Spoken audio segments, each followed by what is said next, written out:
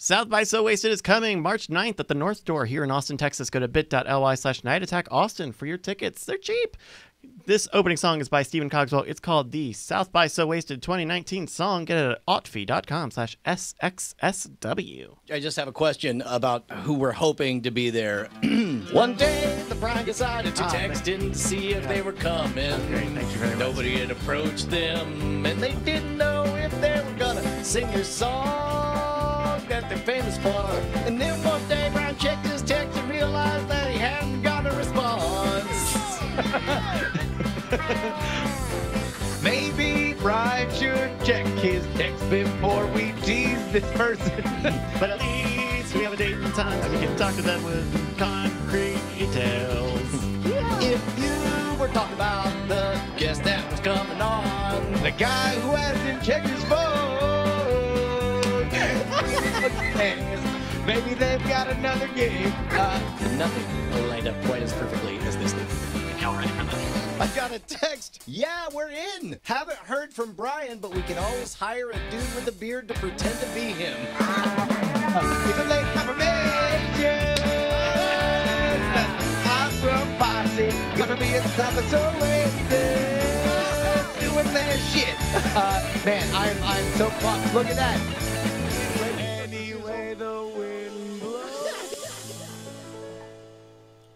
Ooh, hot damn! Stephen Cogswell is a national treasure.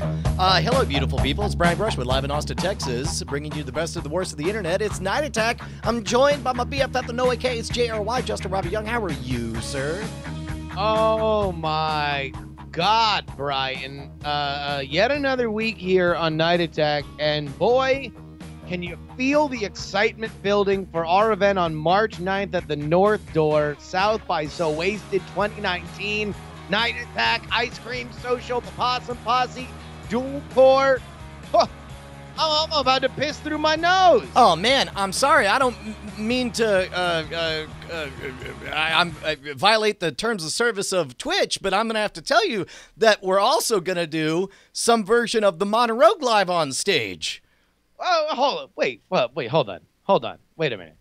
You're telling me, don't fuck with me. You're telling me that the hit YouTube series, The Modern Rogue, starring Brian Brushwood and Jason Murphy, to which point that I am aware of, has never done a live on stage demonstration, has never done it. Yep. Not once. Yep. That they are going to do a live version of the Modern Rogue on stage at the North Door on March 9th. Tickets available at podcastlink.com/nightattack. Man, and I don't even know what we're going to do. What if Dual Core taught us to freestyle? Or beatbox, assuming he knows how to beatbox? Or what if never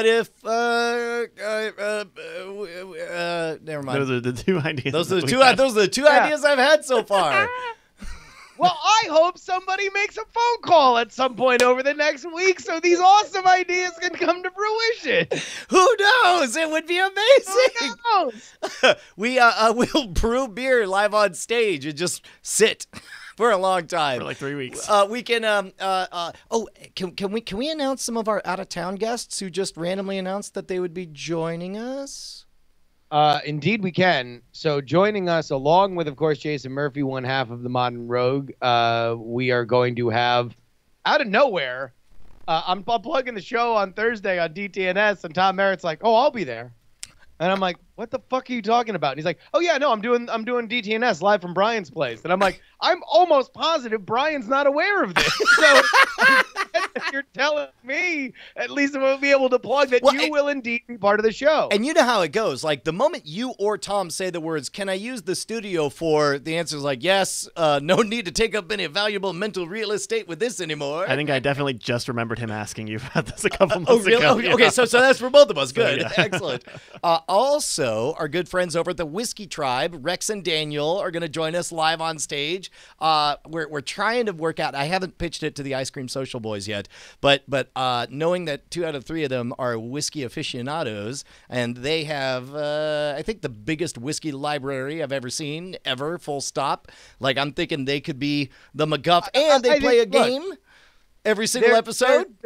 there's a lot of games that they like to play on the Ice Cream Social. There's Scooper-D, there's Jock versus Nerd. It would be very interesting if maybe some of those questions had assigned to them the ability to drink rare, decades old in some cases, whiskey. I know that I want to say it was the Macallan that they had was a $5,000 bottle of whiskey that like all the crowd was in on, and they, as if it was a prank, maybe I'm misremembering, they certainly did this to me. They're like, hey, drink this. And then you're like, you drink it, you're like, that was pretty good. They're like, haha, that was a $5,000 bottle of whiskey. And you're like, oh, you motherfucker. Like, you're like trying to spit it up into a cup, like, got him. I'll drink it again. So then there's somebody that Brian has never been on Night Attack at all. We've been on his show. Remind me. You were on a show like the other day. Oh, shoot. Well, I only guess, person you've been guesting on. The past 3 okay. weeks. Yes. All right. Our good friend, stand-up comedian, podcast host extraordinaire, host of Something's Off with Andrew Heaton. It's Andrew Heaton, which he never introduces himself as Andrew Heaton, so that would be a funny bit if I had pre-written something else besides his actual name. Sure, exactly. Hold on, wait. Let me go into my 2.5-minute brilliantly written fucking fake commercial so we can really pay homage to the man. Andrew Heaton. Andrew Heaton is going to be with us at South by So Wasted 2019, and I'm going to tell you this. I'm done saying, I'm not saying no. In fact, we're now reaching out to other people in Austin that might want to come. This is going to be the most overbooked, overstuffed fucking It's going to be great. Show in history. Also, I don't even think, I think it was implied by the song. Oh, yeah, you did mention the Possum Posse in the intro, but confirmed with the Possum Posse. Dude, I'm stoked beyond words. We have to fit this in like 3, maybe 4 hours. Yeah. 3.5-ish. We could do this. I wrote out the first little layout of the time, and then Bryce actually had to take a look at it. But when I was even laying it out, I'm like, oh fuck, like this is gonna end with Night Attack being 5 minutes. We're just going. I think I don't want to spoil what it is, but I'm pretty sure we figured it out. The way to do it, to have everybody on, and to possibly squeeze in even more special friends of the show. Not going to say that part, though. What? Okay, fine. We'll go ahead and tell them. Yeah, if you're thinking of what I'm thinking, we're not there yet. How about this? Go buy tickets. Tell your friends. If they live in Austin, go buy tickets. Podcastlink.com/Night Attack. Here's a fun thing. Literally, just go ahead and trigger Siri and say podcastlink.com/Night Attack into it. It'll automatically take you to the ticket link. It could not be easier. But please, please, please, now's the time. If you've already bought tickets, thank you. Now's the time to spread the word. If you are in the Austin area, Dallas, Houston, San Antonio, Waco, spread the word. This is going to be a great fucking night. Hey, I got I didn't want to talk about this, but now I'm thinking about it. It was a weird experience. Okay. So in general, I spent a lot of my life being very fussy about my hair. And I never had do you remember that country music song, when you get a haircut, make sure you go back home? When you get a haircut, get a barber you have known since you were an itty bitty boy sitting in a baby chair, because you'll look like Larry, Moe, or Curly if a stranger cuts your hair. You know, that universally approachable song. No, I have not. It's Ray Stevens. So I've always been worried about having my hair cut wrong, and then I had a ridiculous haircut for a while, and nobody ever cut it right. And I realized that no matter how they cut your hair, in like 20 minutes, who the fuck cares? And then I started wearing hats because I didn't have to have spiked out hair all the time. And then I found, someone who could cut my hair. This episode brought to you by Brian's receding hairline. But I've increasingly, like when it comes to styling, just like, yeah, do whatever. It's fine. And I'll just wear however it is. And last week, she says, "Hey, normally we do the side short and then it kind of swoops over. Do you want me to put like an actual part in there?" And I was like, "Nah, I don't think so." And I told Bonnie, I was like, "Oh my, the haircut person wanted to put a part in it," and she was like, "Oh, you should do that." I was like, "Oh, all right." So then today I got my haircut, and I was like, "Hey," told my wife, she said, "Yeah, put a part in it." I was like, "Yeah, whatever, okay, fine." And then she's like, "Cool," and now normally I take off my glasses and I put them in my lap, and then as work is in progress, take a little peeky, like, yeah, everything's great. But this time she said, you forgot your hoodie last time, and so there's a trick to never forget your stuff, and that's to always put your glasses with it, because now you'll not walk off with it or without it, right? So she grabs my hair, and then she takes my glasses and takes it like 4 steps over, whatever, so I can't get at it. I'm like, whatever. And she's cutting the hair, and I know she's gonna do something with the part in it. But then I hear the razor, right? And then I feel touching my scalp a fucking line, and I'm like, is that how a part works? Is that you shave a trough in somebody's fucking head? And but again, I was like, well, let me take a look. Oh no, I can't, because my glasses are 3 seats away.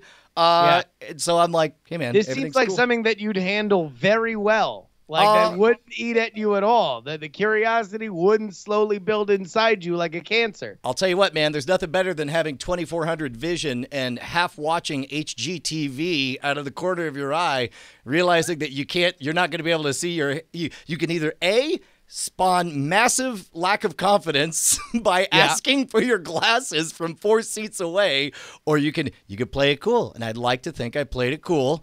And it turns out that this is what it looks like when they cut a part in your hand. I guess they whatever. Looks good. Yeah, right. It looks good. Well, that's fine. It's a shelf. Yeah. It's a little shelfy. She said, "Come on by anytime." I was like, "You work downtown. I will never be coming by to have this renewed." But it's a hell of a lot more subtle than I feared. Because at the time, I was just picturing, like, there's going to be a fucking line. Like, next time she's going to shave the letters USA in the back of my head. Now that would whip. Well, I mean, like, I could understand your fear, because you would have wanted it to be a lightning bolt. Like, yes, exactly. Kind of like streaking through the sky of your hairline. Or a dithered 8-bit version of my own face on the back. Yeah. Or maybe like an onk, just to show that you're an old soul. Yeah. So anyway, that's my big story for the week, is that somebody drew a line in my head. All right. We have a story to tell you about our hit album, All's Well, a Night Attack album. We need to come to Chat Realm for some advice. But first, let's introduce our guest here today. Ladies and gentlemen, it is the one, the only Tall Beer Dude! Woo! Michael Lipton, so good to see you, man. Hey, good to see you, too. Well, all the way out there, at least. Yeah, no, it's been forever. Last time we hung out was when we did the big meetup over at... did we see each other last year at Dragon Con at all? Last year, no. It was the year previous with the Great Cheer.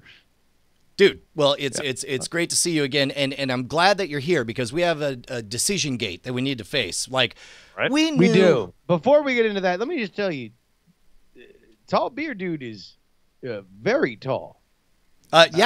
Shockingly tall. I always think that he's like tall, but as it turns out, he's like really fucking tall. Like he's like it's a problem through my house. Like. Yeah, I thought you set up some hazards in here for me. It's like, oh no, the Titans are attacking. You need to slow them down a bit. We have all these things hanging up so the birds can land on them, and it turns out it's just like we just bothered him personally, like as if we set shit up just to annoy him. I don't want to. Can you explain how you navigated my bathroom? So, for some reason, Justin has a toilet that was installed by, I don't know, the Oompa Loompas.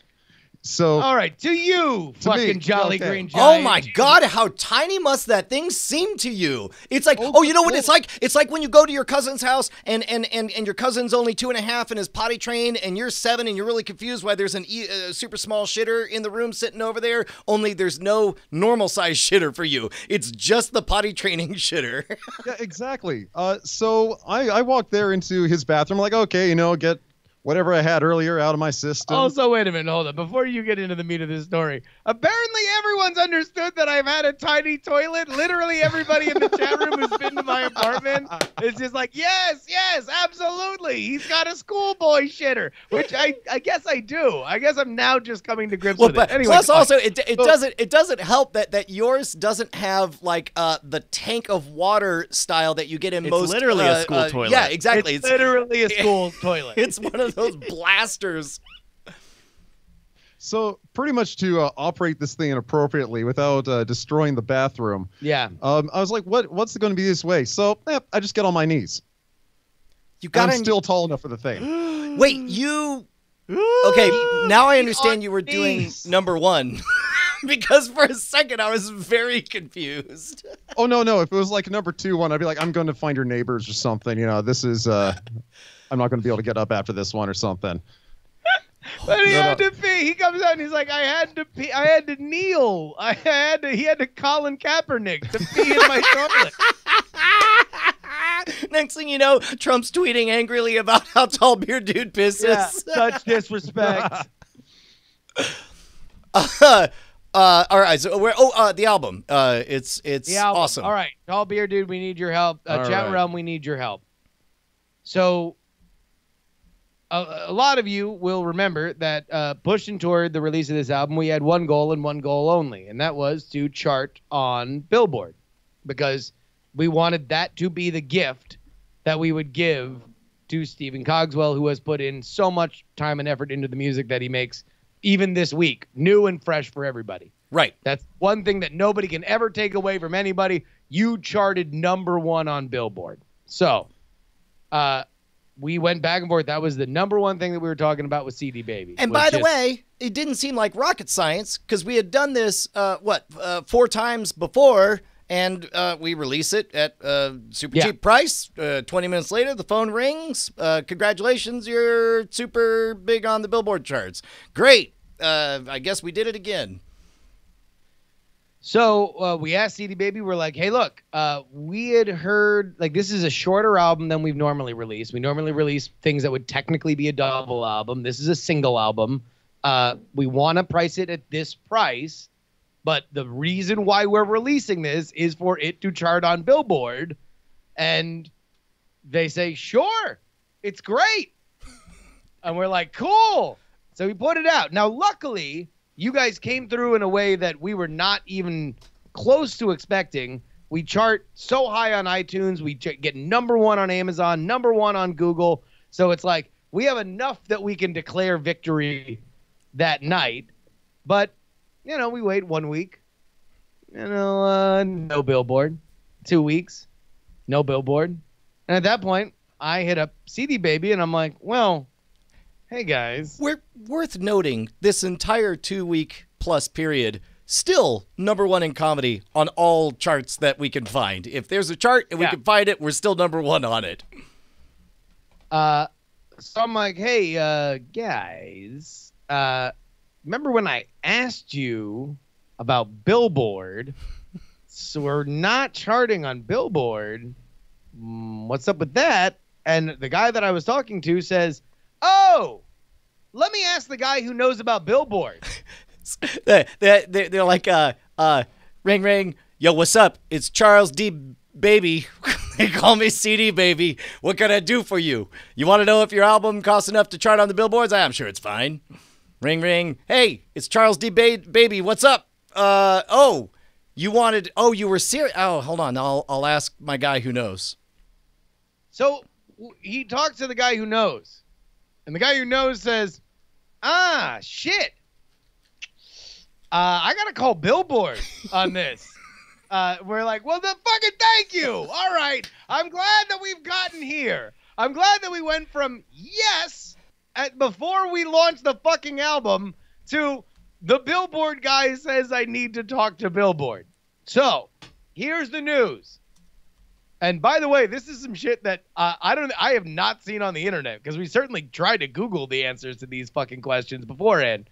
So this is breaking news on how Billboard works. We are breaking it right here on the Night Attack Show.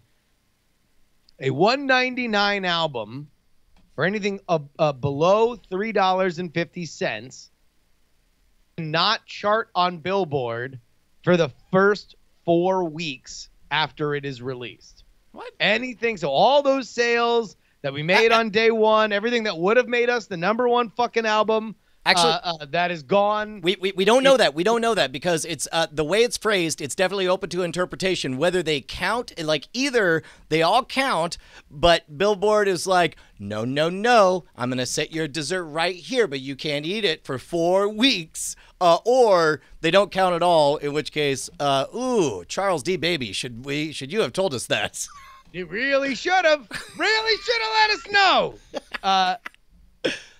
So we have two choices.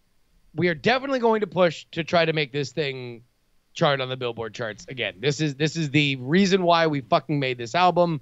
This is what we want to do. Yes, it certainly is fucking annoying that the one day that we like marshaled everybody in our clan to do it for whatever reason did not count toward this, but we definitely want to do it again. The question now is, when do we do it, and in what form? And in what form? Yeah. And also Lisa J's taking a high and mighty stance of this is not breaking news. That was a rule after Lady Gaga had 99-cent albums. Guess who had number one albums for $1.99 after that happened? I'll give you a hint. He works for Charles D. Baby, and his name's Us. Lisa J, I understand, and we were aware of that rule. That was an old rule, and that's why we made sure to talk to who we assumed were the experts by asking them very specific questions about whether or not. We asked literally that. We said, we even referenced Lady Gaga in the emails, and we're like, hey, look, we had heard this, but we did not know whether or not that was because it was a double album or because it was a single album. We want to like release it for the cheapest possible. Does it chart now? So I understand, and believe you me, that was in our heads too. It's why we tried to go to the source on this, and boy howdy was I real cheesed off when the source turned out he needed to talk to another source who needed to then talk to another source. These are all things that we had initiated this conversation. Also, so many goddamn armchair experts in here with the power of Google finding old-ass articles that, again, understand that we did our very best to do due diligence beyond just Googling it right now on February 19th. Exactly.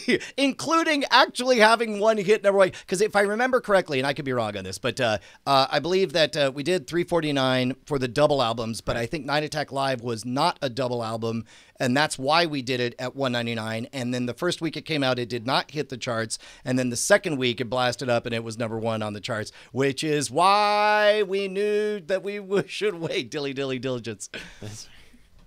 I mean, look, this is the deal.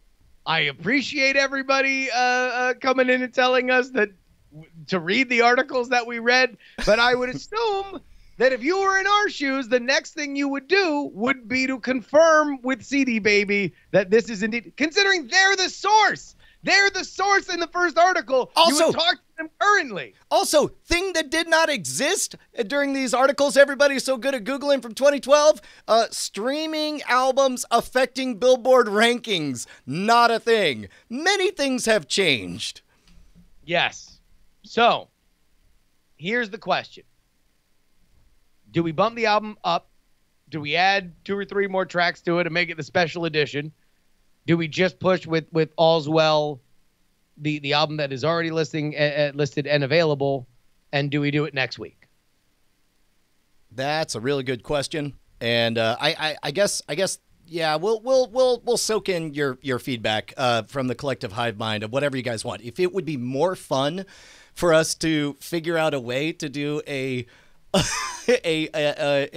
wink wink remastered edition, like add 3 more F words just randomly inserted in there, or if it would be more fun for us to, I don't know, or if we feel like we could just go ahead and hammer home on what we got right now. I'm fine either way. It's also probably a good idea to give us more than a week lead time on this, given how long it takes to process literally every part of this. That I guess that would be the choice. Is if we just want to hammer it home with what we got next week, then it's a good time to reach out to us on Twitter and email and so on.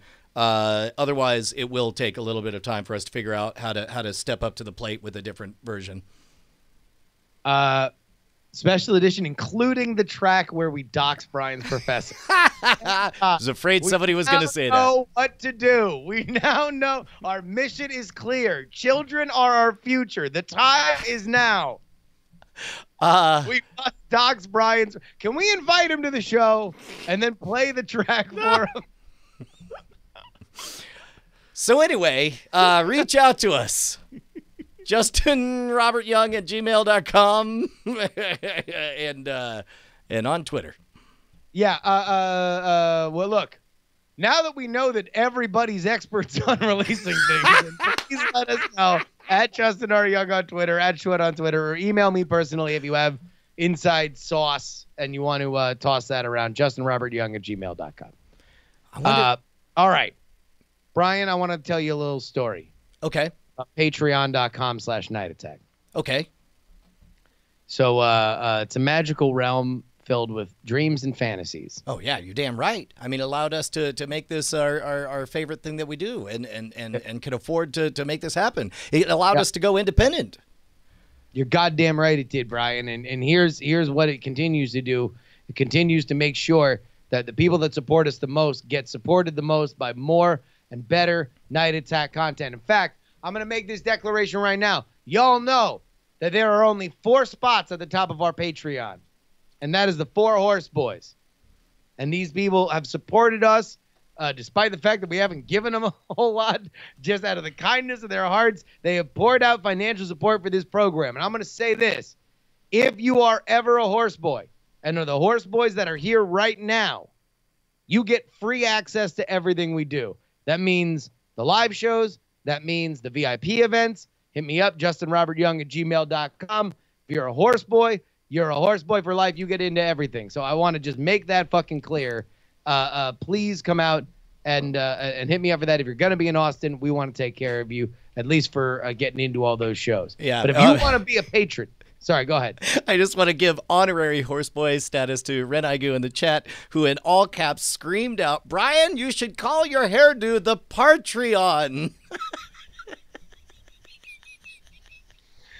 Go to patreon.com/Night Attack. Again, patreon.com. I swear to God, somebody needs to buy by the end of this episode, and somebody needs to buy patreon.com and just picture Brian zoomed in part. So here's the deal. Patreon.com/Night Attack. Go ahead and kick us a little bit. Not only do you get your own custom RSS feed, you get the satisfaction of supporting this show, and you get the pre-show and post-show, which are oftentimes the best. God, when I'm in town for South by, we're shooting a new fucking video. You get access to everything. Go ahead and go there right now. Patreon.com/Night Attack. Hells yeah. And of course, if you're a new pledger or you raise your pledge, then you get your chance to randomly shout it out on the was it English sentence? Ladies and gentlemen, it's time for the Night Attack new Patreon name chant corner hour.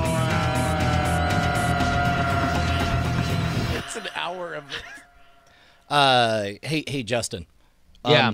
I would imagine that is there a national office of saying your name and then the office tells you whether it's your real born name or a name that you are faking or one that changed it to?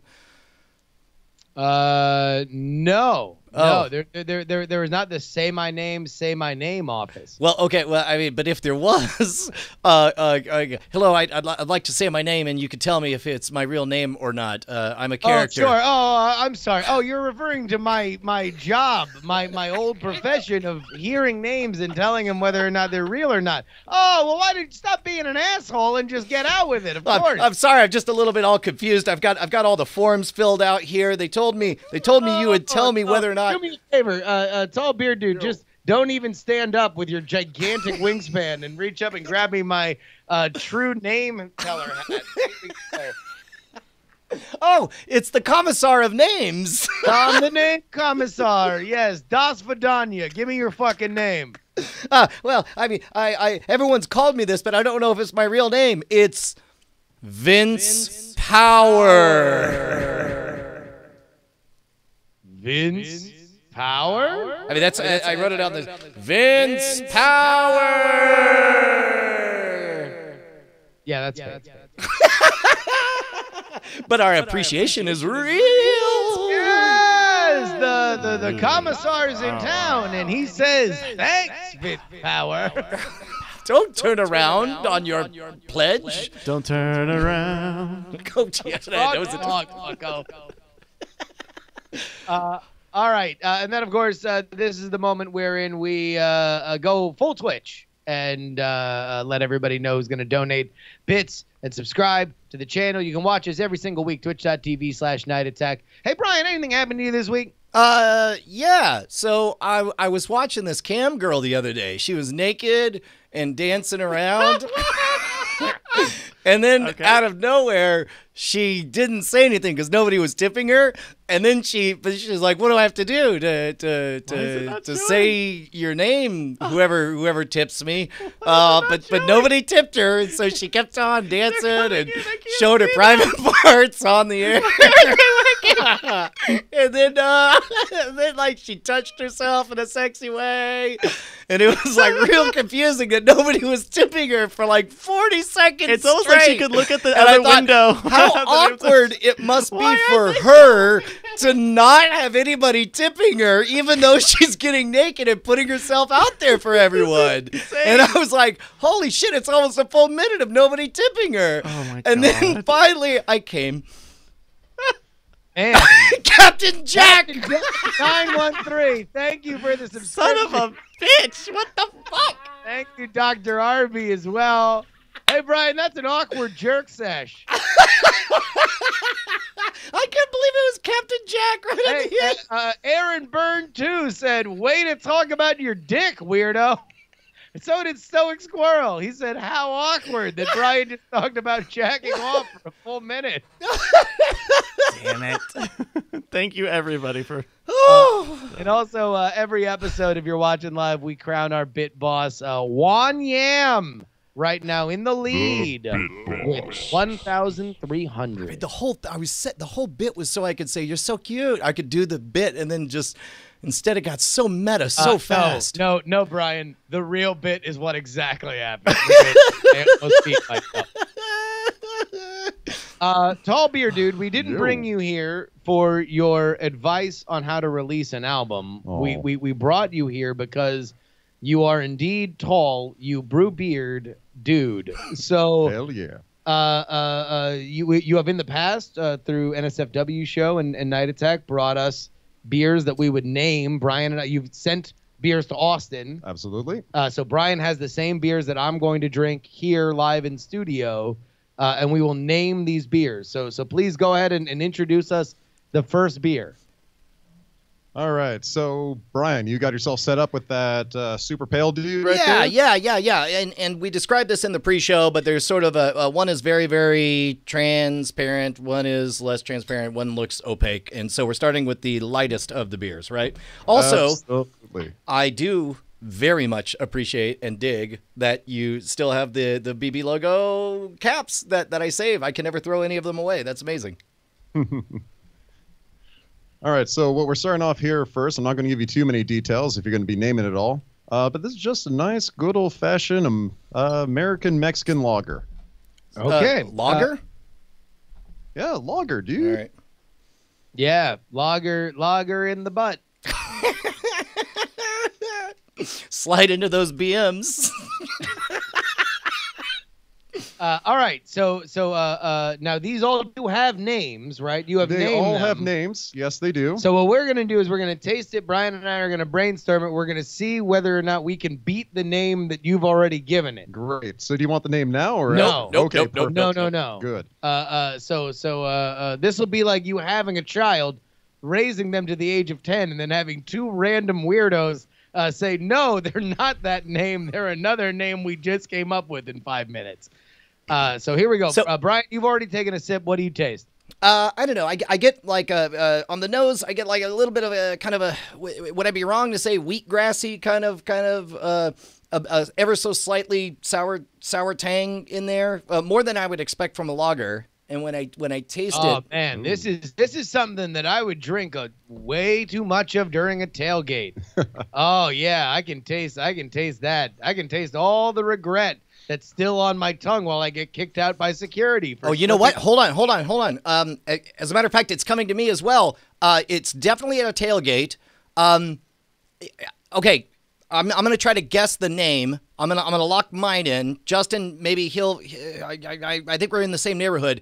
I believe that you named this that third time you got a blowjob in high school, but you didn't like her because you made out with another girl that same night, and also the score was 17-10. So yeah, Jessica. Surprisingly close. All right. She's a nice girl though. Yeah. She's an oral surgeon now. So what name did how close were we? Oh, and by the way, let me just make this clear because people didn't know this in the chat. Tall Beer Dude made all these. He makes beer. So I'm sorry we got to bury the setup here. He made all these, and so we are now naming beers that he has invented and brought to us. Go ahead. Yeah, I guess. So the name I have for this one is 31-Foot Ladder, being that it's a Mexican lager, and add your political humor there. Oh, that's funny. Oh, you got political. I got political on this one. You got political. But you did have numbers, and you did hit the number 3, so you're relatively close. Also, if you add 10 so right now, let's go ahead and get a straw poll. We'll see whether or not which one the chat room likes better. Do they like 32-Foot Ladder 31 or Jessica, the girl that blew you in high school when the score of the game was 21-3? Also, the third time. Although now that I think about it, if you add up the score 10-17, and then the fact that it was the third BJ, that gets you to 30. So that's practically. I think I pretty much guessed it right. We pretty much got it. All right, so there we go. The straw poll is live here. We'll revisit all these at the end of the segment, but let's wait. But before we move on, though, I actually do want to know how this is made and what makes what makes a Mexican lager a Mexican lager. So a Mexican lager is I'm just going to make more questions for you, but it's a Vienna lager with corn, because the Germans came to Mexico and they brought beer and they were like, "Ooh, we like this, but we've got corn, so we're going to throw some of it in there." I think I'm stealing a stand-up comedian's bit where I say, bringing the lager was good. Bringing the accordion, that was the mistake. Tejana music has accordions in it. Germans. It's all right. You have to set up that you're in a Mexican restaurant, I think, for that one to really land. Yeah. Fair enough. No, this is good though. This is really, really light. Like this is definitely one of them. Like an all-day drinker, which is why I immediately did think about like a tailgate, because it feels like something that you're gonna. It's certainly better tasting than a Bud Light or something like that, right? Well, thank you for saying it got a little bit above Bud Light. No. The point is that all those light beers are king not because they taste good, but because you can drink a lot of them. Absolutely. And that's the point of it. And this has the drinkability, but also doesn't taste like shit. Right. Speaking of the drinkability, what is the alcohol percentage on this? That one's at 4.2. Okay, so you really can. This is a good cruising beer. It's good to drink while operating heavy machinery or a boat. Exactly. Or, at a graduation or a bris, you can just pound a few of them. All right. So, is there how long does it take to ferment this? Do all these take the same amount of time? No. So that one, being that it's a lager, actually has to condition for a good amount of time cold. So that's about a 4.5 week time from when I brew it to when you're drinking it. So, which is a medium amount of time that beers will take. It's on the middle range. I've got the next one's going to be a quicker, and the last one's going to be a long haul one. Okay, so I guess also we have to pick favorites among ourselves. So far, we're 1-for-1, so we can't really pick a favorite between these. Can I just say this? Because Brian and I, thankful that we have been able to go to so many events where there are amazing fans and Dragon Cons and Nerdtaculars and South Bys. And there are very often home brewers, very amazing, sweet people that bring you their wares. And I will tell you this, very, very, very rarely have I had somebody's homebrew and I've said that it's gross or it doesn't taste good. I've enjoyed drinking all of them. I've also realized that the most talent that you can possibly have as a home brewer, as somebody who is learning the process of brewing, is to make a good tasting beer that has an under 12% alcohol content. To be honest, I'm thrilled if you know the alcohol content, where it's like you can say definitively and with authority how fucked up I'm about to get. Because that's the one thing, is that you go to Dragon Con and there's a dude with a keg and he's dragging it around and he's like, Justin and Brian, you guys are the best. Like, here, I got you growlers. Like, and you're like, awesome. Like, how drunk are we going to get? Who knows, man? No, well, and what's funny, it's always, there's never that outright rejection. It's always like, it's the best one I've ever made. You're going to love it. Yep. I'm like, not what I asked. But okay. So look, I'm going to say this is the greatest level of skill that anyone I've known as a human has like given me beer, is that it's a great tasting beer that is at a manageable drink all day alcohol content.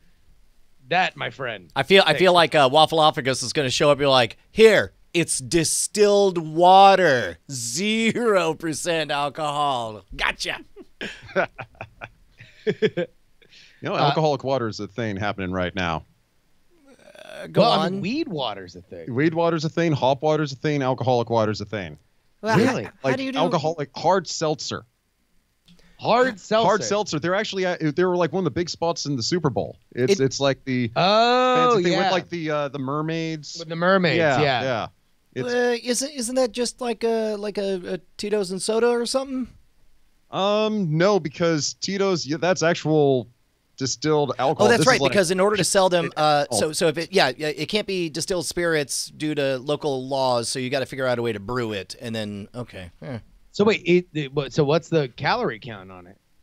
I mean, probably incredibly low then, because it's got none of the extra sugar stuff all hanging out with it. And all So that that's the big pitch. The big pitch is get drunk with no calories. Yeah, because, yeah. Like, that's like the new like Mick Ultra is like the biggest beer right now, or like because people are more weight conscious. I would assume that the only calories are from the alcohol, which basically comes out to like 1 unit of alcohol is about either I think like a shot of vodka is 60 or 70, and then a shot and a half is like 90. So if it seems like it'll probably be like, I don't know, 90 calories, I'm guessing. Yeah, the ones I'm looking at are about 90 or 100. Yeah. All right, what's next? All right, so you've got yourself a browner-looking dude right there. Yeah. By the way, Waffleophagus says vodka. They canned vodka. Fucking brilliant. How do we get to 2019 without canning vodka? That's a huge exploited market. So you got right here a smoked brown, slight essence of no hobo. So enjoy. Hold on. So smoked brown, are like the hops roasted or something, or how do you do that? The grain actually has been smoked, like you'd smoke a brisket. You stick it over the wood and you let it sit there for a long period of time and do its thing. What kind of wood did you use? So the one that this was done on was mesquite, actually. Man,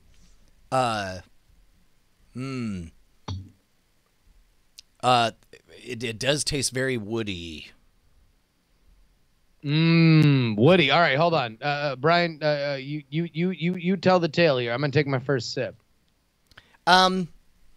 This tastes like trying to impress your friends by chewing on a twig you found, and there's more dirt on the twig than you expected, but you don't want to embarrass yourself in front of your friends, so you keep on chewing, and then you propose that 2 other people have a fist fight. Yeah, but then those 2 people that have a fist fight, one of them dies, and the rest of you make a pact to keep it secret for the rest of your lives. But one of your friends becomes the president. And next thing you know, you realize you could bring down the president of the United States of America, who you happen to politically disagree with, if you just revealed that at one point they murdered another kid because you ate a twig back when you were all children. Then you realize technically it would probably be involuntary manslaughter. Also, you start to question when this happened, because if it was in the 80s, you probably didn't bother to take photographic evidence. But if it was like in 2003, you probably have a text message about it or some kind of physical evidence. Also, it's got a great afternote to it. Oaky finish. Oaky finish. It's a real pleasant oaky finish.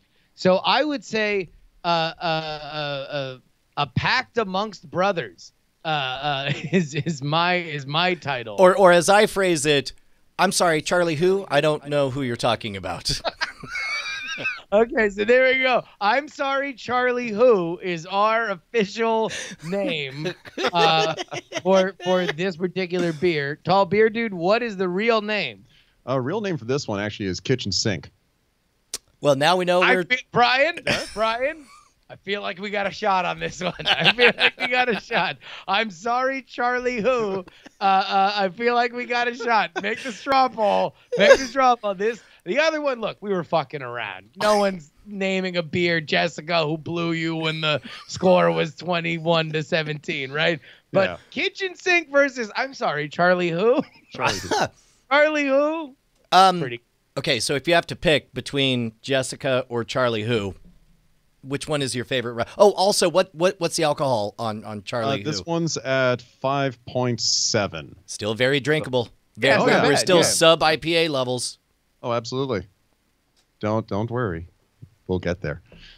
As before, but when you're at the bar, you always know whenever you're at a bar and you've been drinking for a little bit, you go to a new bar maybe, and you're just like ordering shit off a menu, or maybe like on a chalkboard they got up there. Or maybe you're like, talking "Oh, to somebody who's behind the bar, and they say, "Oi, mate, what can I get you? I'm a tender Yeah. at this bar."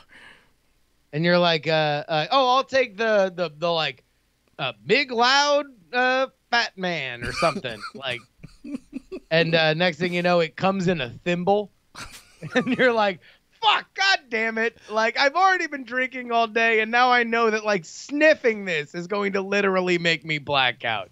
Like, the smaller the cup, the more you understand that, like, whatever's in there is just going to wreck you Well, for the rest of your it life. doubles down when they say it's like you want a regular or a tall of that, and then you say the word tall, and then they set in front of you what clearly is a standard pint glass. Like, then you're like, oh, so Yeah. this Oh, is the tall. Okay. Yeah.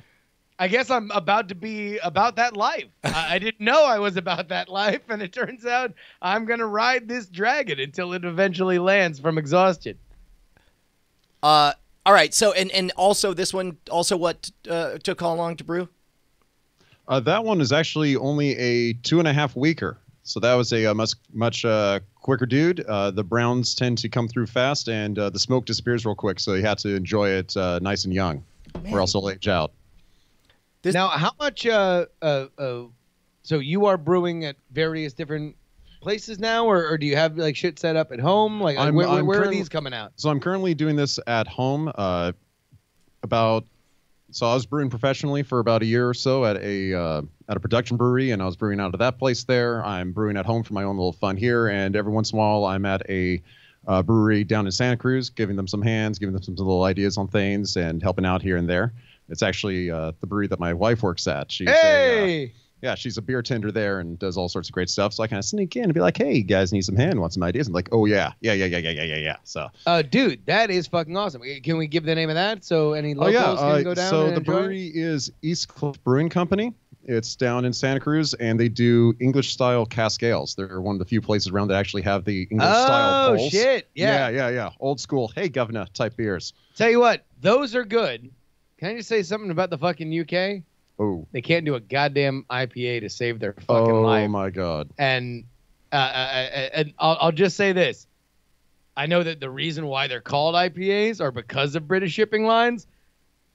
America fucking perfected it. Oh, Now, yeah. There's no doubt about that. How are you at on the giant hop measuring contest everyone's happening? Like, this is hop again. No, mine's the apocalypse. No, Oh, mine's that's if for- hold on, I'm almost there.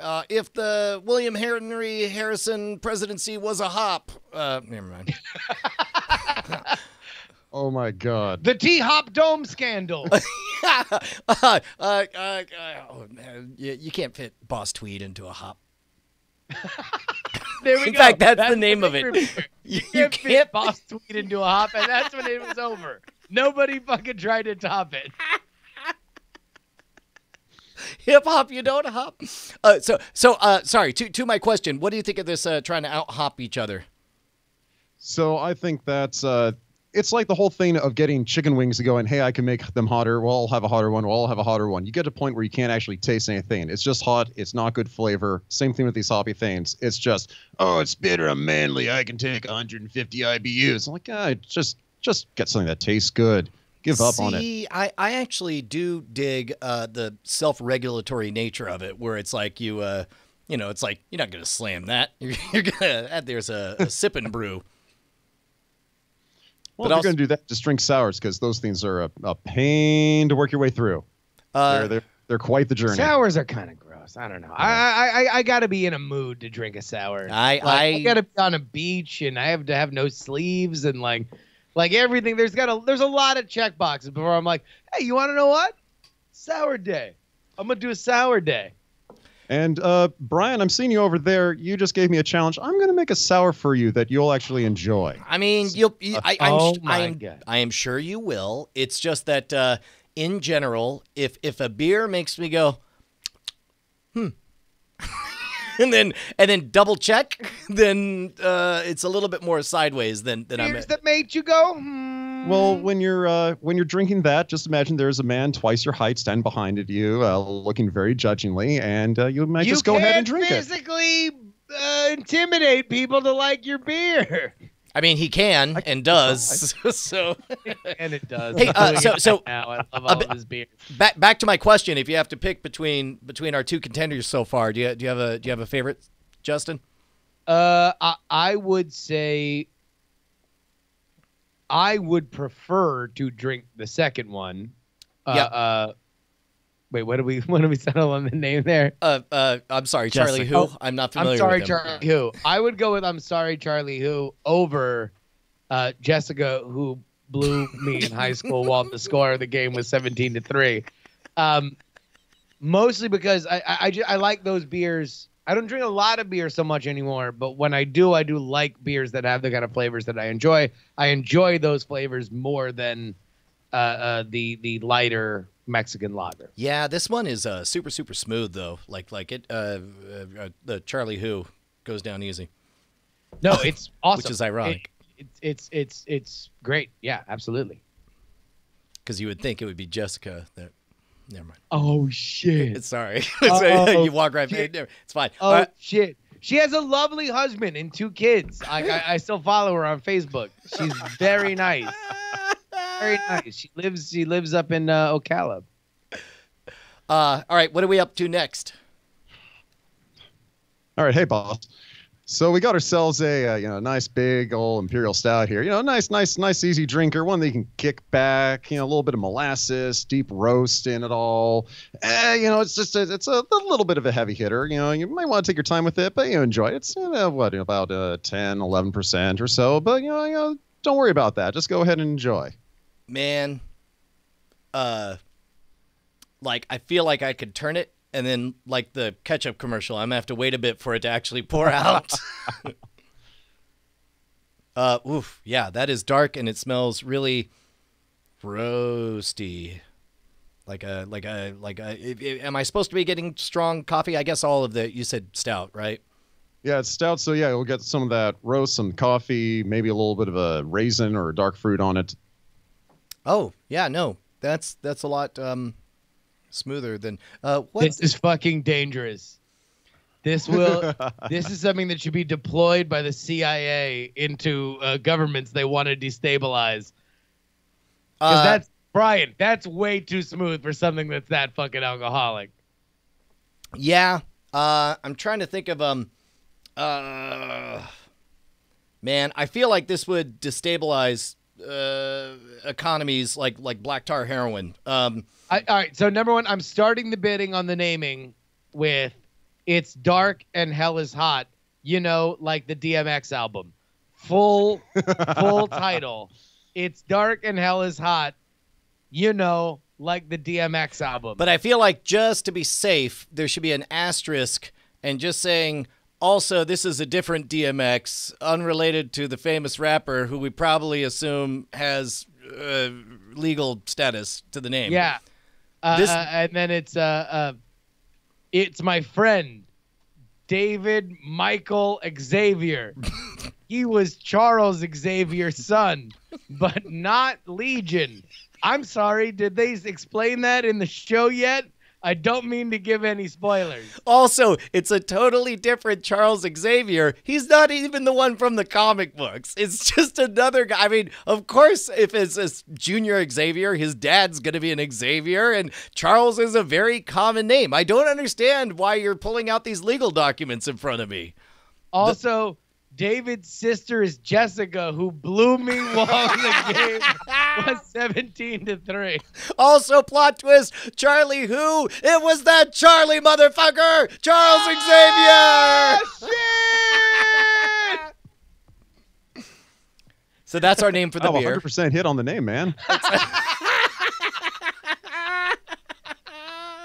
DMX Men! The DMX Men! We got our whole lore figured out, man. These are the DMX beers. I really want. Oh. Okay, yeah. This one is really thick. If you were to estimate a calorie count on this, asking for a friend, what would you go for? A couple extra laps. I mean, I'm not really certain on this thing. I don't tend to worry about that because, if you're going to enjoy beer, enjoy beer. Yeah. Just you can. It feels like something you should be able to pour over ice cream. So take that into consideration. Okay. What was the provisional name? The provisional name actually is Rabbit Slayer 6. Rabbit Slayer? Rabbit Slayer. DMX Man. DMX Man. Man, should it be Rabbit Slayer or Rabid Slayer? Like a Slayer who is rabid. Well, so where did the inspiration for your name come from? All right. Very first time I made this one, very first rendition about 12 years ago. I used a molasses that has a rabbit on it. Okay, to Brayer or whatever. Oh, yeah.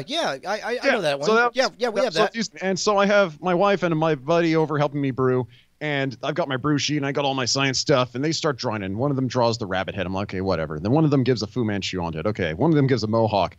I turn back around after about 20 minutes of working on this thing, and there's this freaking warrior rabbit on an Akira-style motorcycle with this big-ass, cloud-style sword ready to go into battles. Like, okay.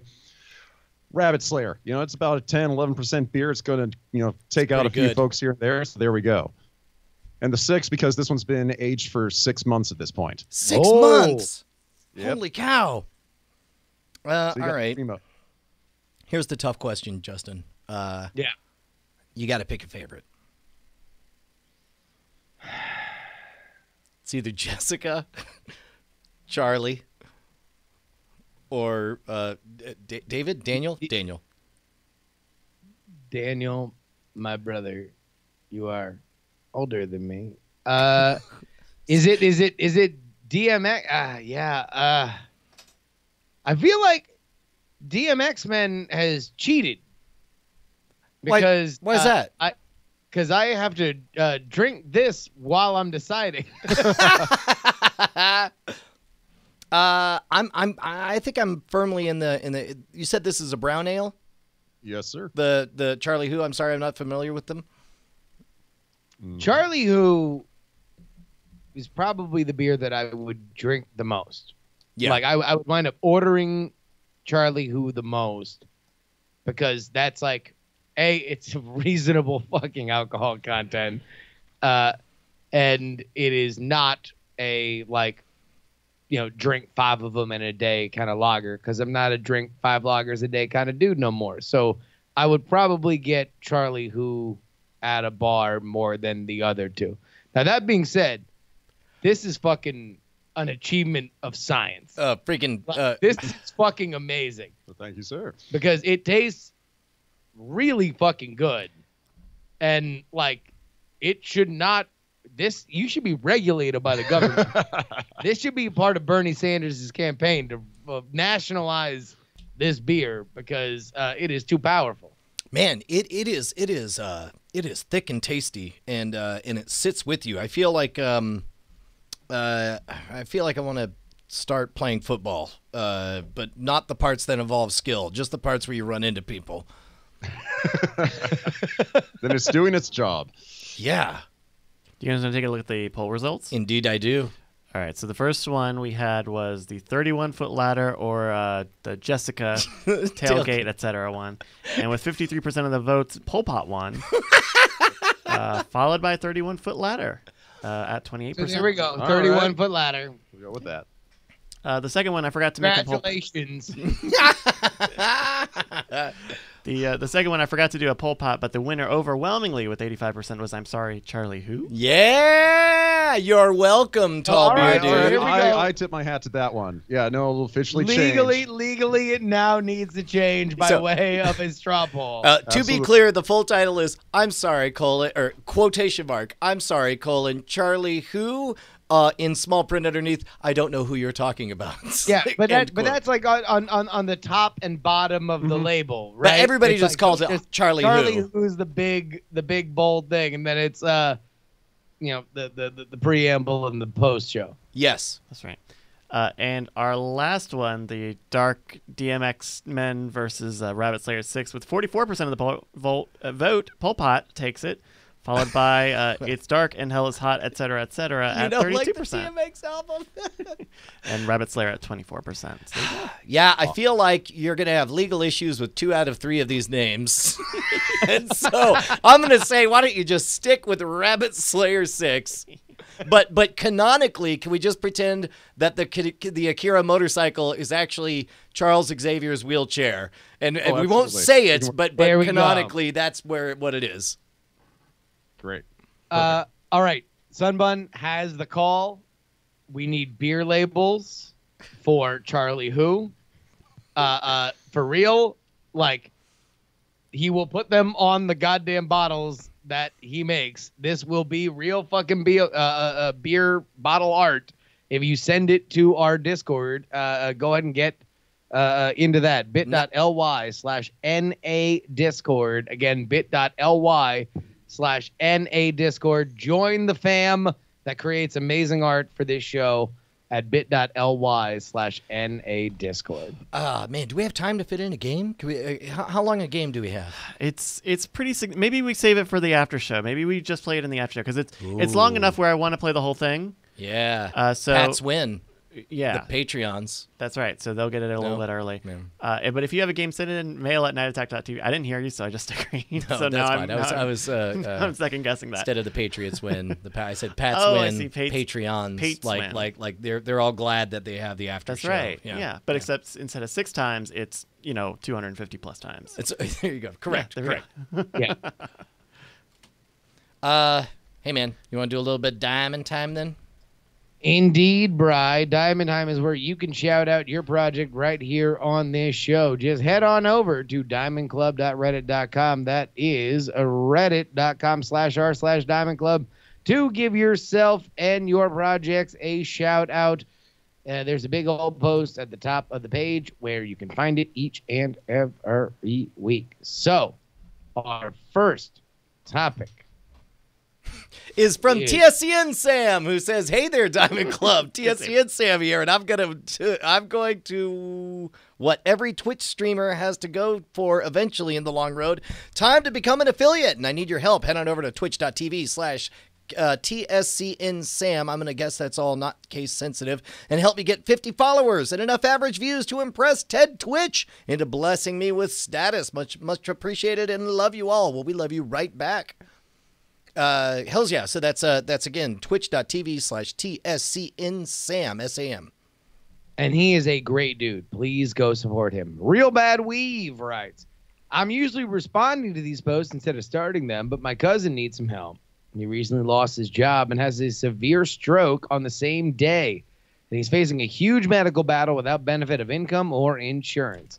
His brother created a GoFundMe at YOLO420.com/helpJohn, that is Jon, with all the details. His family and I will be eternally grateful to receive any and all Diamond Club support. Thank you in advance. I love you all. Again, that is YOLO420.com/helpJohn, HELPJON. Yeah, that is Jonathan Sanchez. All the best vibes there. Matthew D. Hills writes, hello, Diamond Club. I'm another Diamond Club member in need of some money, but I'm not asking for money for nothing, but buy my Magic the Gathering cards. Help me pay for my custody lawyer.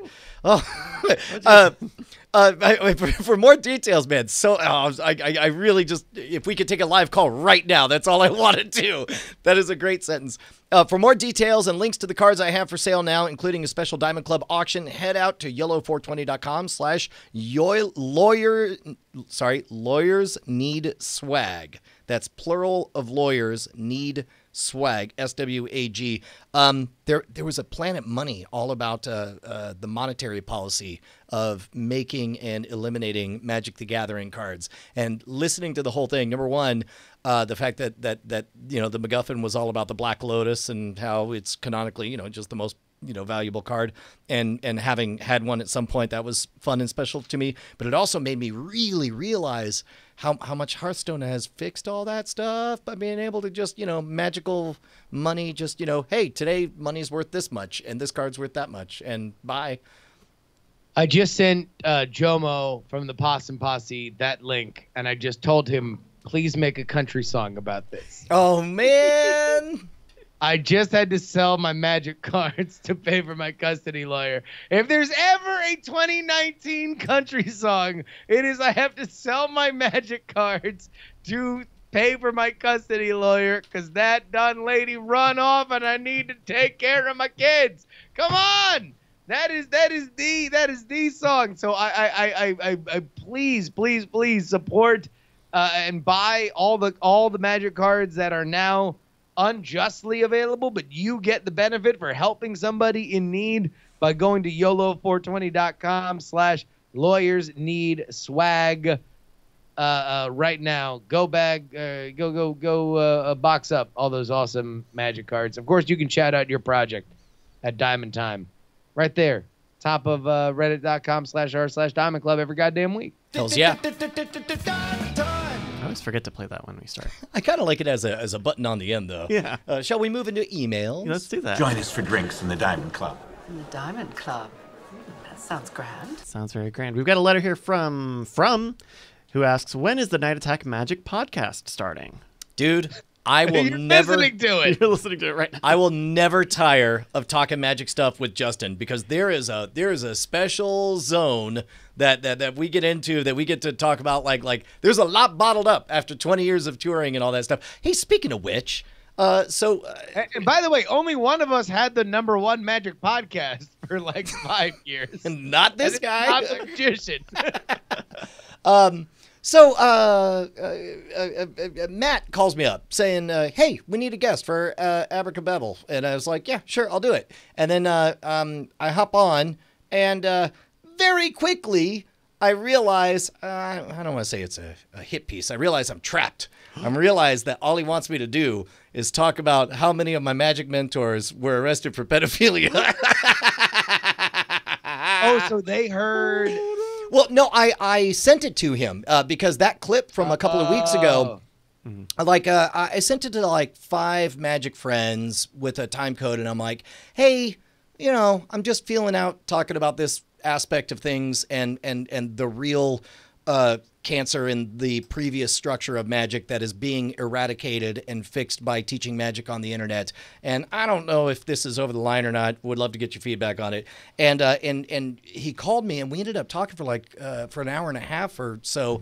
And it was interesting because he didn't want to ask were you molested? like you could tell that was the beneath the surface thing. And I was like, well, fortunately, I was like, no, I was definitely aggressively solicited for 5 years straight, like highly inappropriately, aggressively solicited, but never found myself in a position of a power asymmetry where somebody was making a move and had to be rejected. But I definitely had friends who were like, oh, fuck, that's what this is. Now I have to evaluate how good of a puncher I am if he doesn't take no for an answer.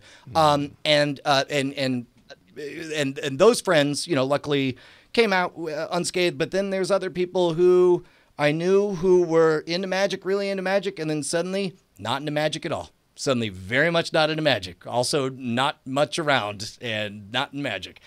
So, I mean, it comes from, and what's funny is I was telling him that to elaborate on all this.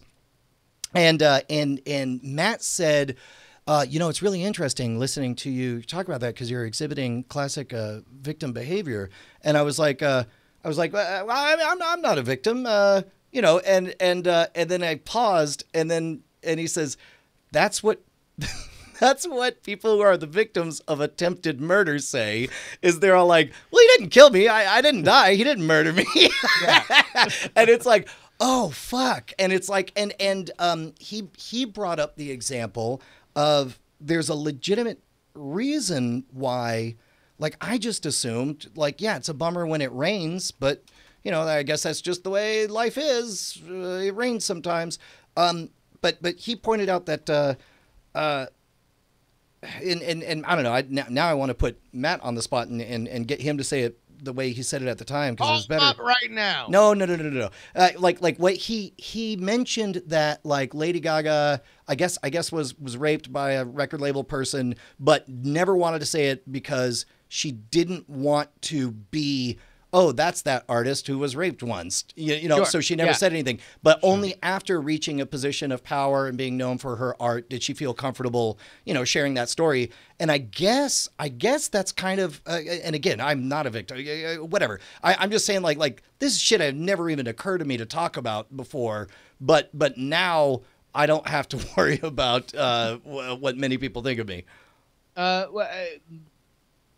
This is some layers on layers on layers on shit that I'm really, really glad we did a beer drinking segment before talking about. Hey, it's never gone wrong before. Every time we've drunk and then open up our hearts. Where we totally burned a bridge forever because we did a drinking segment before talking about it. But look, the issues that you are feeling right now are compounded by the fact that this is a tiny community where only a few people hold power.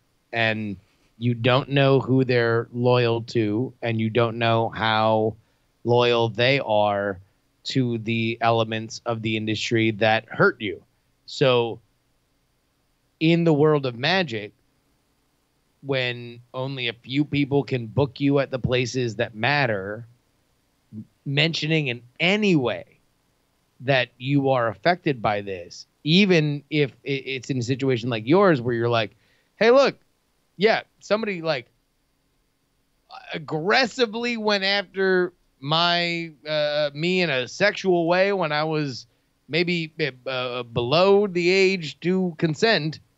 But yeah, you want to know what? It happens. Sometimes you meet weird gay guys. I feel like we're veering far enough away from my story that I'm less comfortable with that associated with there because whatever. Oh, sorry.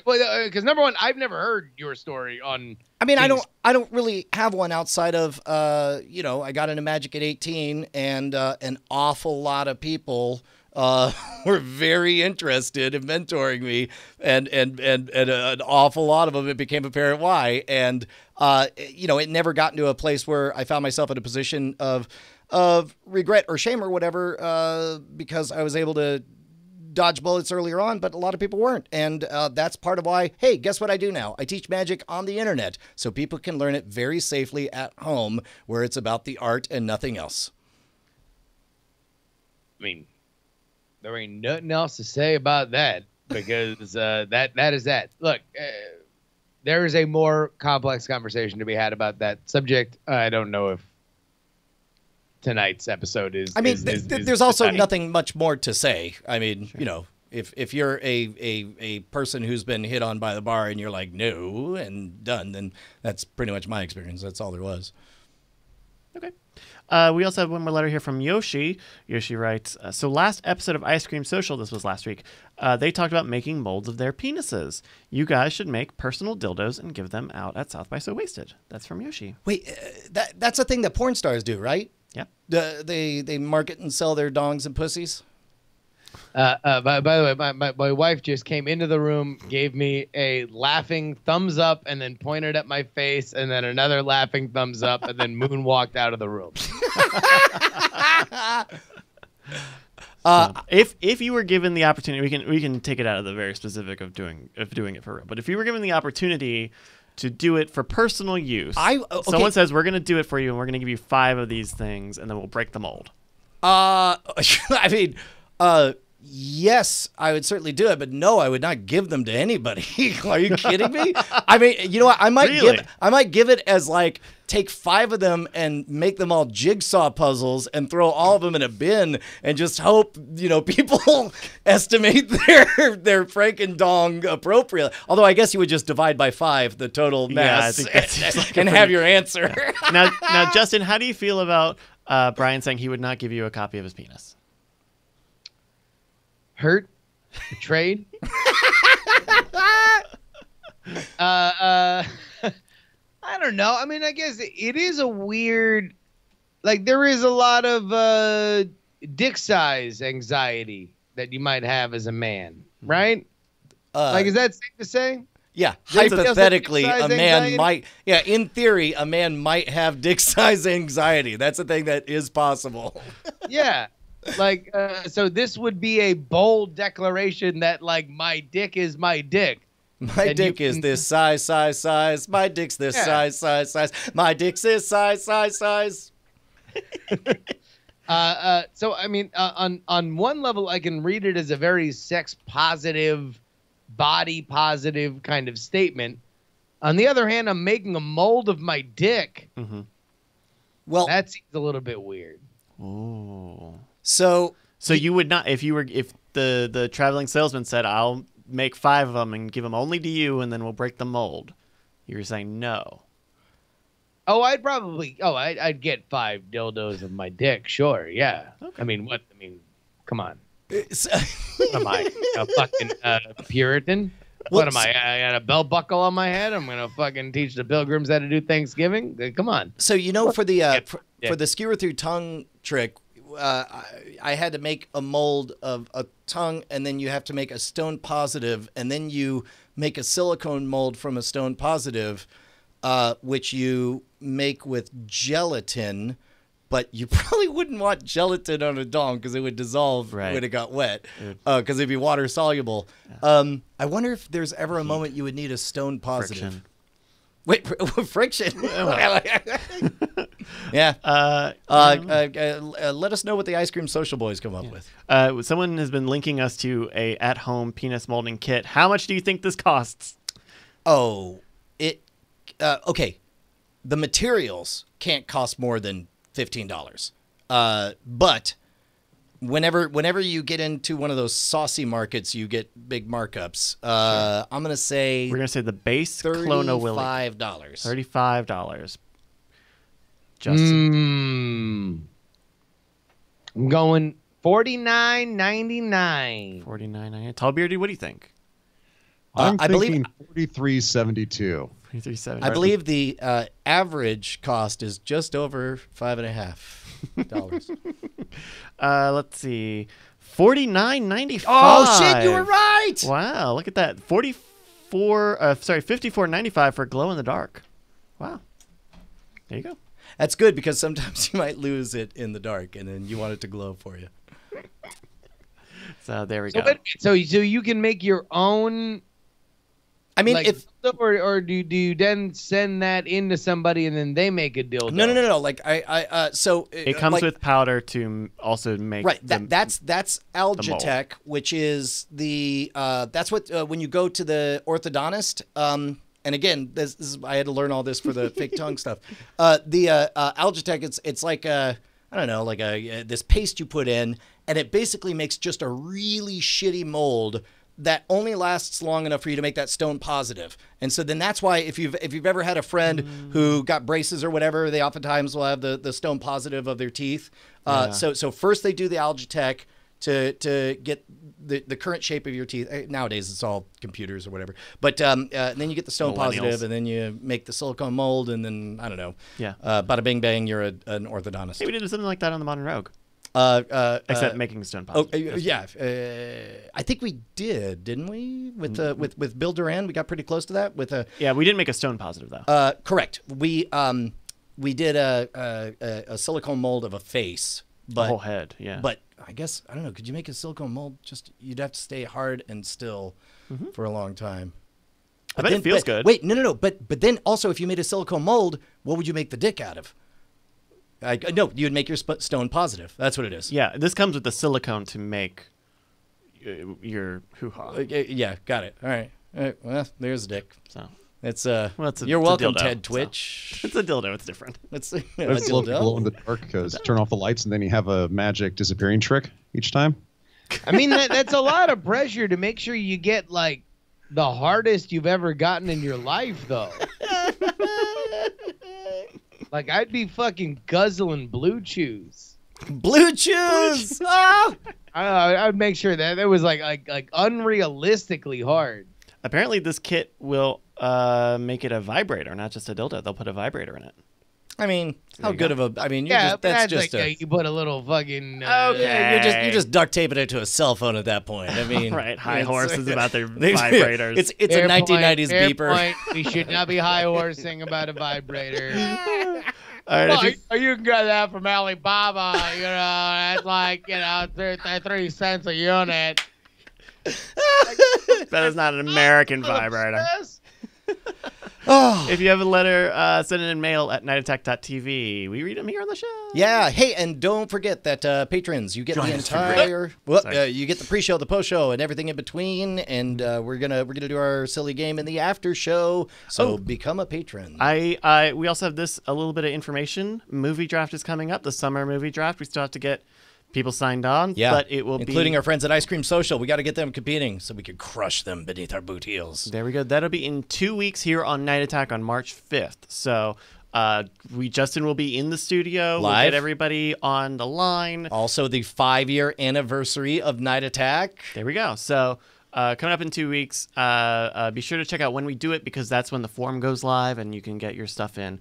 We're doing this so we can beat Captain Marvel. We have a bit. Eileen always sends a list that's too long, and I had to have the Sophie's Choice of killing some of the movies. And by the way, you know who's going to have to eat the shit down the road when somebody's like, where's so-and-so on the list? Yeah. It's the biggest movie, and it's not on the list. Yeah, I will say the ones, I felt okay about the ones I took off the list, but we're going to have 30 great movies.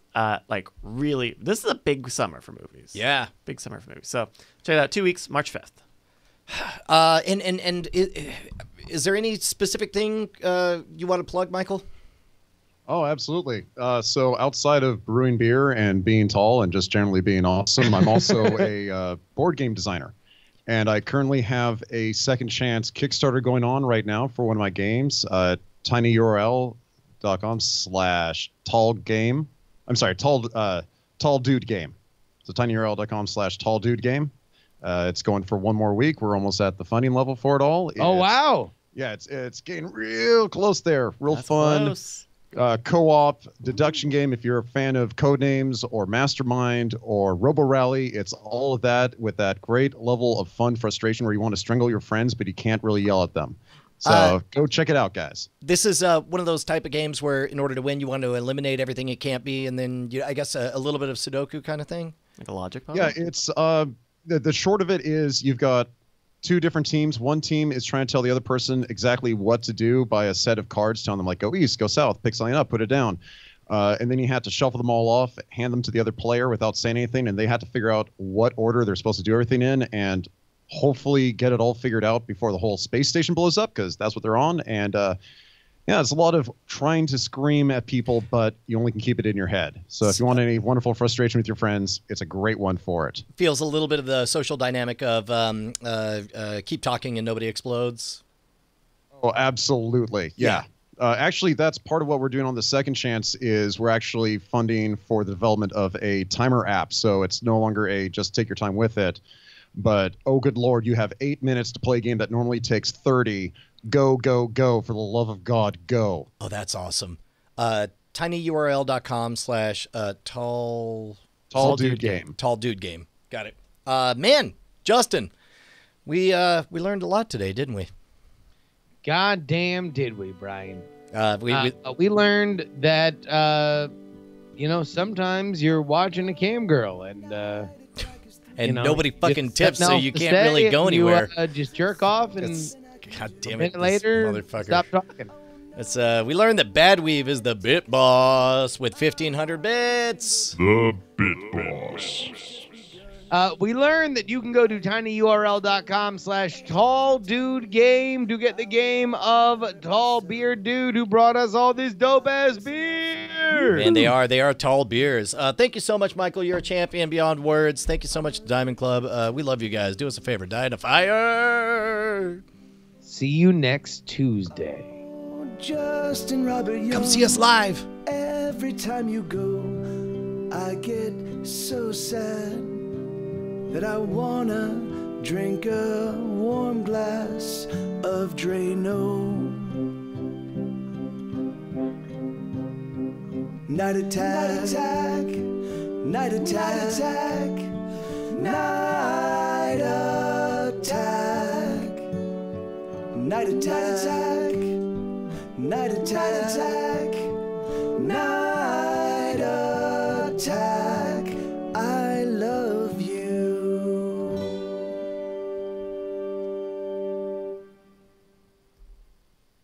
Diamond Club hopes you have enjoyed this program.